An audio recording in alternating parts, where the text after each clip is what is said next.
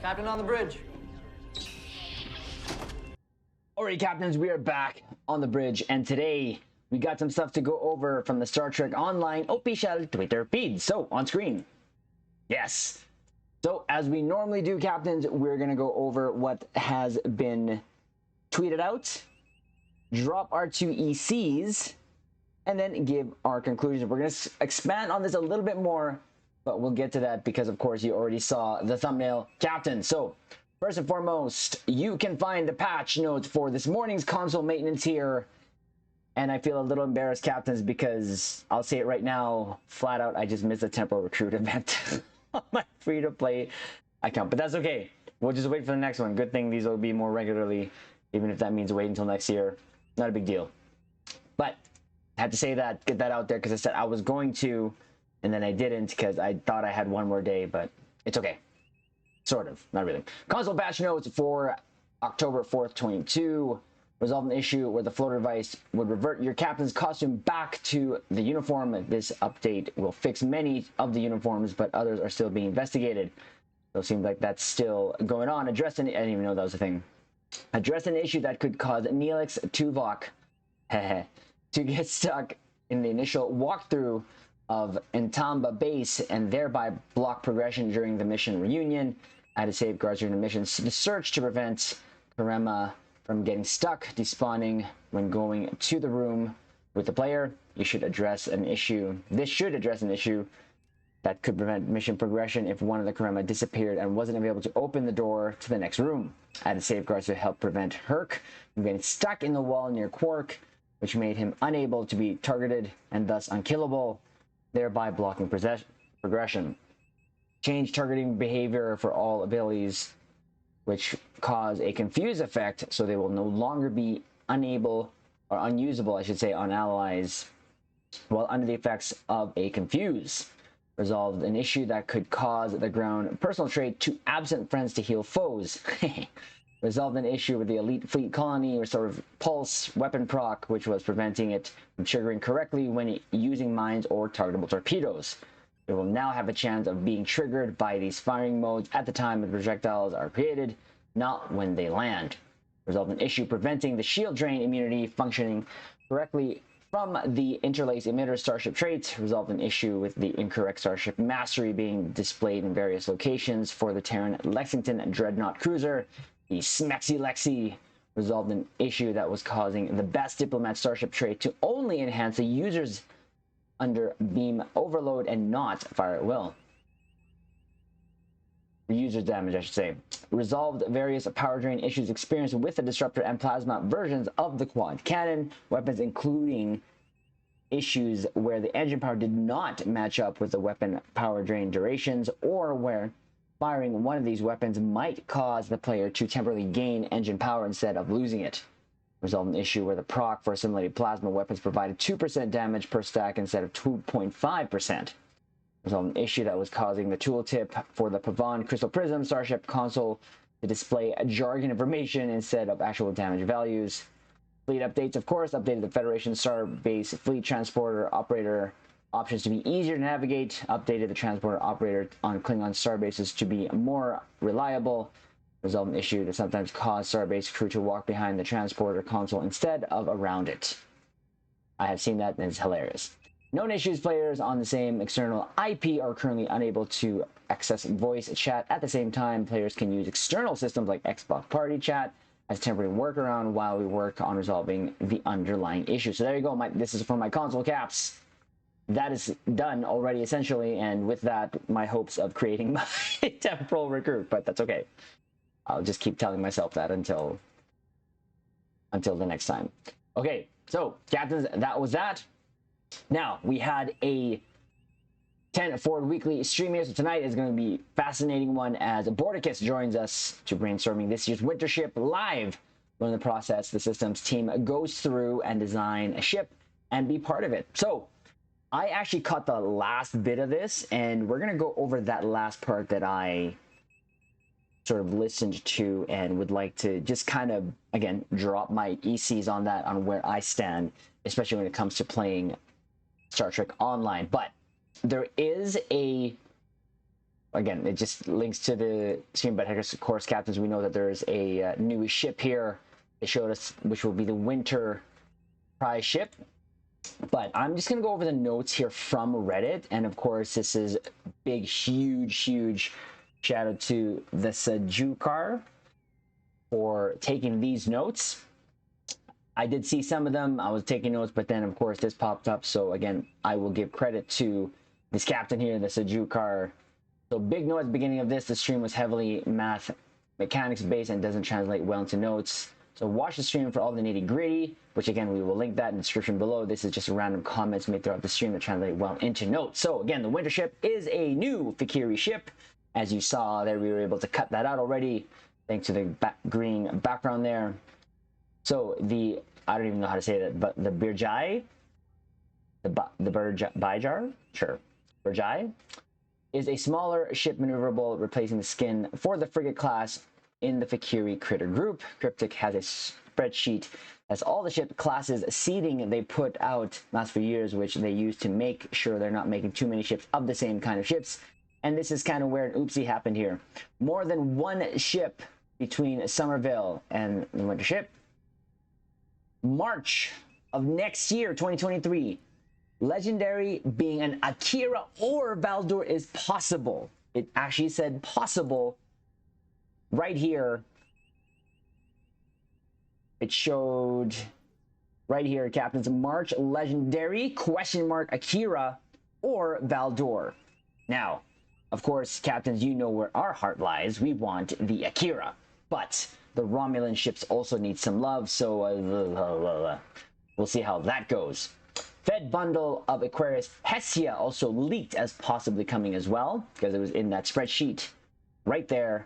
Hessia, so the Hessia is the Prometheus, the Aquarius being the sort of ship that is docked with the Odyssey, and I believe there is no tier 6 ship of that. I believe only fleet, but correct me if I'm wrong, captains, I don't have that ship, so there is that. Also, the 2023 ship bundle escort also leaked as possibly upcoming. Farragut, Strange New World. Yes, let's go. Okay, I said only Strange New World. Yes to the Strange New Worlds. The Farragut, we'll see how that. We'll see how it looks. I mean, we know how it looks. I have to see it in game. But this is the seating apparently. Eng, temp up, commander spec, pilot. Makes sense. Ends spec, and it's a lockbox. That is, again, we'll have to see, but I probably won't be getting it. I even said if it was going to be lockbox, I wasn't going to get it, but it was Kirk's ship in that one episode there, the last episode of Strange New World. So Jeremy suggests new Fikiri ship might be a miracle worker secondary spec, since it's not commonly seen on attack ship, would give it a unique feeling to it. Light escort class for the winter ship, of course. Jeremy doesn't want to make a raider, since Cosmo ship is a raider, and all the Universal Seas doesn't leave a lot of room for creativity with event ships. Since event ships aren't supposed to have as broad appeal, and this is something we're going to touch on in a little bit, universal performance expectation as things like legendary or other ship, so they can use it for more experimental ship designs. Wouldn't make a ship a heavy destroyer, since that is more a cruiser sized ship. Biggin. Winter ship is about as long as a Connie's nacelle. That's cute. Jeremy wants to branch out from making all these smaller ships pilot spec. Later considers temp op lieutenant commander spec seats as an intel lieutenant and spec seat to combine with the fire damage of Fikiri ships that their phasing powers. Galaxy quest scene fire the tethered mines in the Lobi store. Jeremy isn't sure how much Cryptic can do in regards to the entity limit in regards to mine layers, though he will pass along enemy disappearing issue. When you have more than one captain, maybe even one is enough.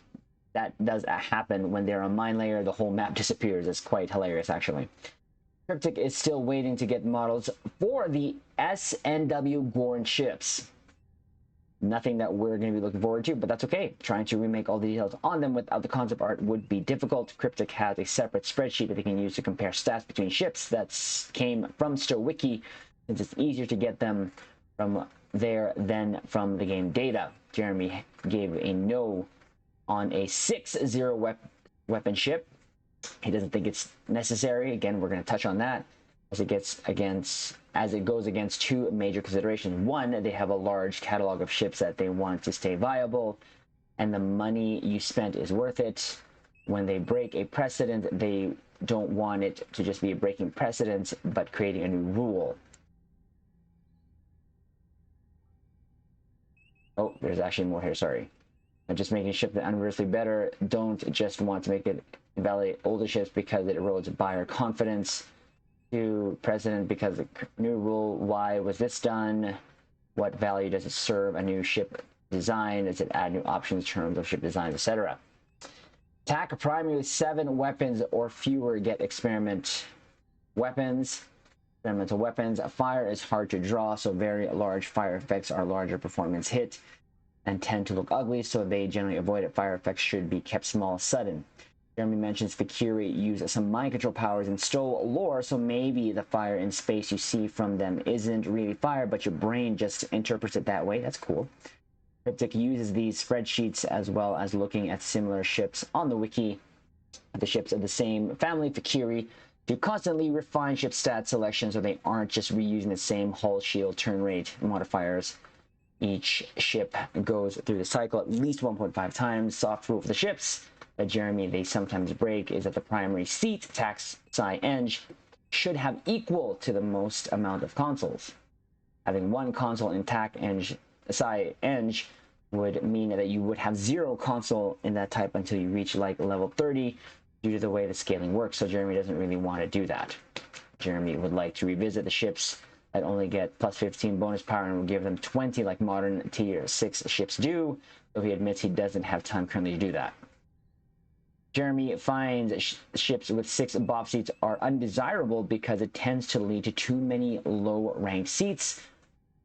Also doesn't want to do more than 13 powers because the number of powers for tier 6 is generally considered sacrosanct? I have no idea what that is. Going to 14 to be closer to tier 7 ships, which they don't want to do. They would have kicked around the idea of adding a new BOP power slot onto tier 6 ships via tier 6 upgrade token.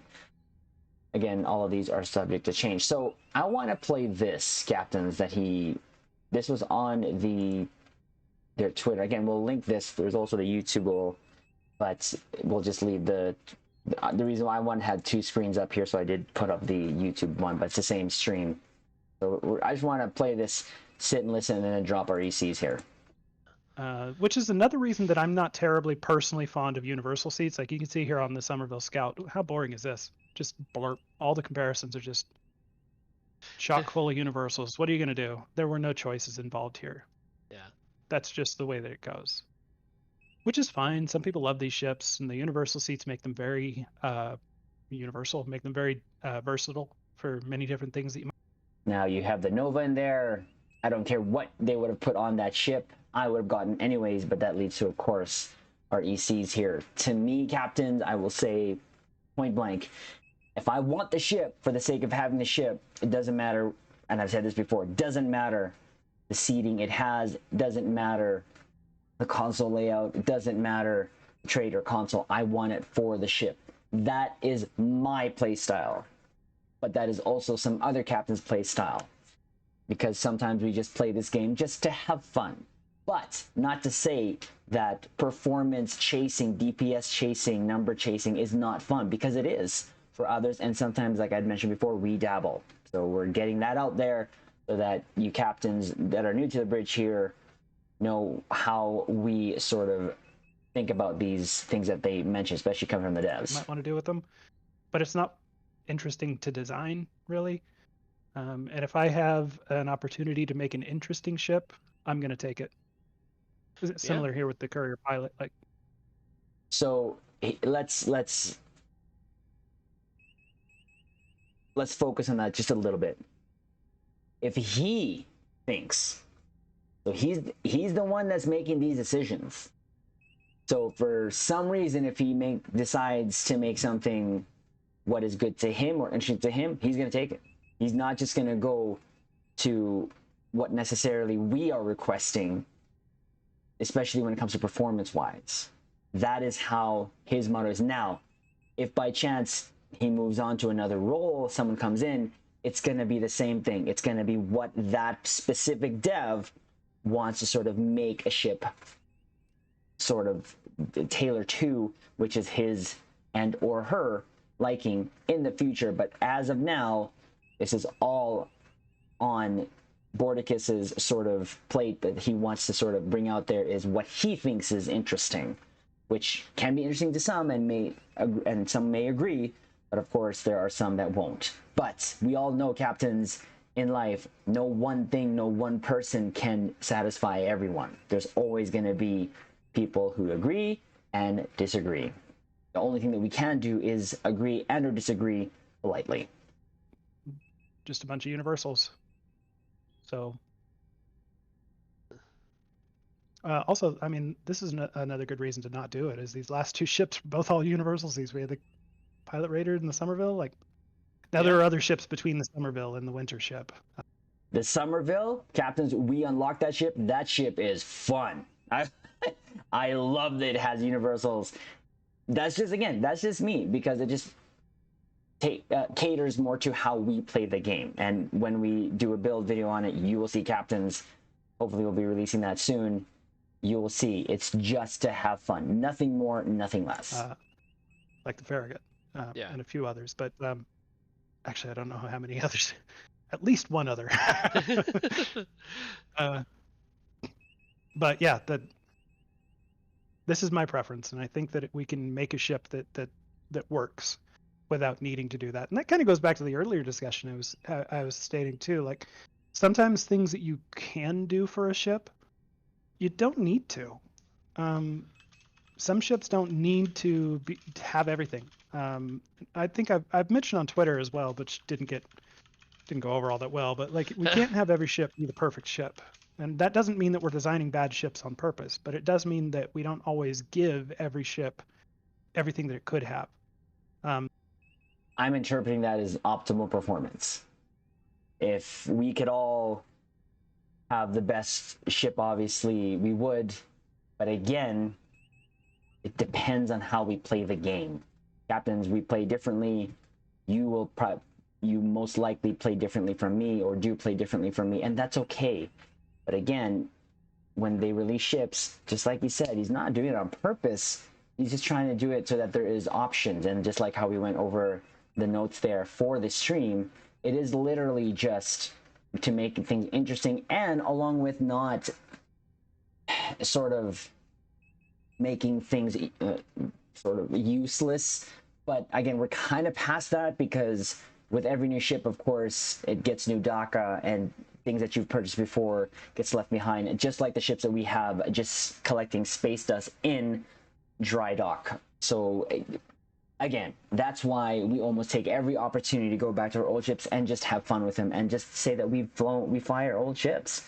And to be honest, captains, we have a series coming up that I just thought about that we will do, and then show that we can have fun with it. But anyways, that'll be another time anyways. So far on this ship, we're actually pushing things a little bit further than I'm entirely comfortable with. A 5.2 layout with 5 tactical consoles. He was pushing it too far for himself. So listen to this, Gaps.